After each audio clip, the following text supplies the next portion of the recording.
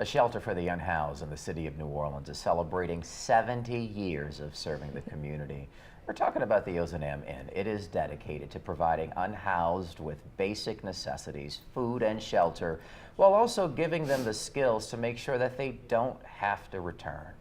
We've got the Inn's Executive Director, Renee Blanche, in this morning to talk about how they're celebrating this milestone, but also how you can help keep the mission going, which is important here. Good morning to you, ma'am. Good morning. How are you this morning? I'm doing all right, thank you. And this is a really fascinating milestone because to keep those doors open for 70 years, as we know in the news for the Inn, has not been easy. Right. It's always a challenge. You know, I mean, we're a private nonprofit, so we have to raise all those funds that we use to run the shelter.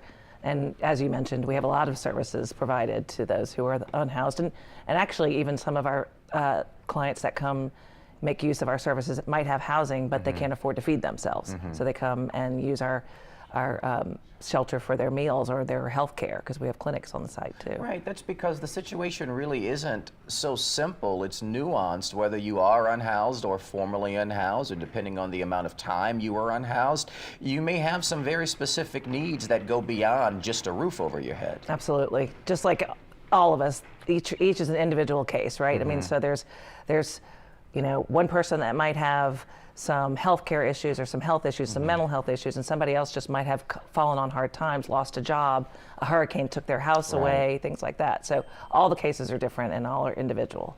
Right, Ms. Renee, and that's why I think it's important for those of us who are fortunate not to be in that situation to offer a hand if we can, because it is very tangible, this concept of becoming unhoused. It could be the matter of losing a job and you're paycheck to paycheck like most Americans. Yep, exactly.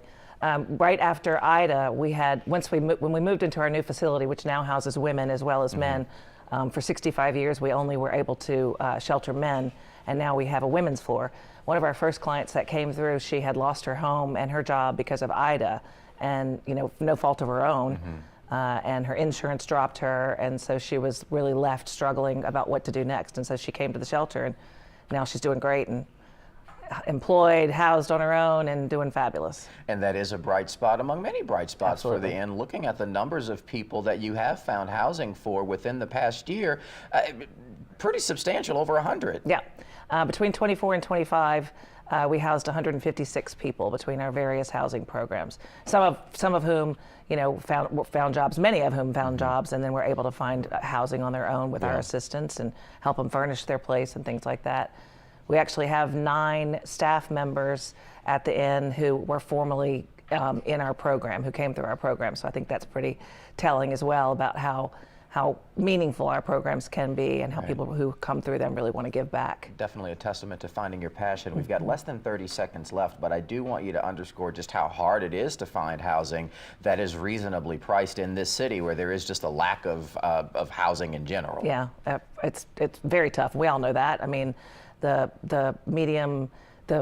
fair market value is over $1,200 a month for just a 1-bedroom apartment. That's just rent.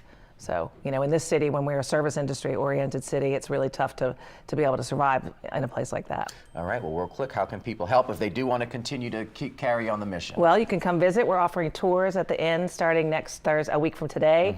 Come get coffee and donuts and take a tour and see all the things that we offer at the Inn for those who are facing hardships in our city. All right, Ms. Renee, we do thank you so much for being here this morning, and the work that the Inn continues to do. On to 70 more years. Yeah. And of course, we do have more information for you on how you can help on our website for you this morning.